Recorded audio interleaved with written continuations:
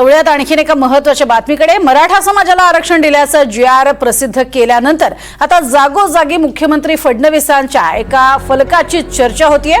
छत्रपती शिवाजी महाराजांच्या चरणी फुलं वाहतानाचा हा फलक आहे। या फलकावरून आता विरोधकांनी फडणवीसांना घेरलेला आहे। देवाभाऊसाठी 50 कोटी खर्च करणारा दाता कोण, असा सवाल संजय राऊतांनी विचारलाय।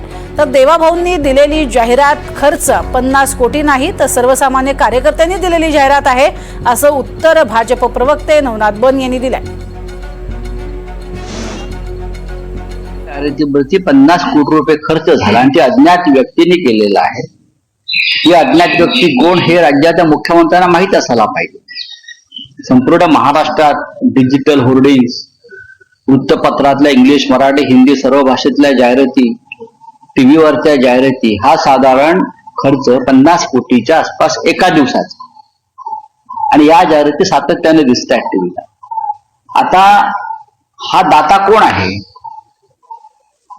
हा धनवान दाता, दानशूर कर्ण कोण आहे, जो देवाभाऊसाठी रोज 50 कोटी रुपये खर्च करतोय?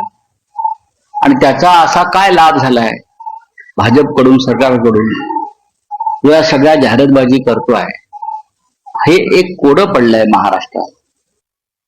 संजय राऊत यांच्या बुद्धीचं विसर्जन झालं का, असा मी सवाल काल विचारला होता आणि मला खात्री पडली की खरंच काल गणपती बाप्पासोबत संजय राऊतांच्या बुद्धीचं विसर्जन झालं। अहो, 50 कोटीचा खर्च लोकसभा आणि विधानसभेच्या कॅम्पेनला पण येत नाही। जे कॅम्पेन महिनाभर चालतं त्याला देखील 50 कोटीचा खर्च येत नाही, आणि हा कुठून जावाई शोध संजय राऊत यांनी काढलाय। संजय राऊत, तुम्हाला आता काही काम उरलेलं नाही, तुमची बुद्धी काल विसर्जित झाली आहे, त्यामुळे अशा पद्धतीचे आरोप करतायत। हे सर्वसामान्य कार्यकर्त्यांच्या प्रेमातून ही जाहिरात आलेली आहे, आणि त्या प्रेमाला रोखण्याचा अधिकार तुम्हाला नाही, कारण कार्यकर्त्यांवर तुमचं प्रेम नाही आहे, जनतेवर तुमचं प्रेम नाही आहे। तुमच्या जाहिराती कशा येतात?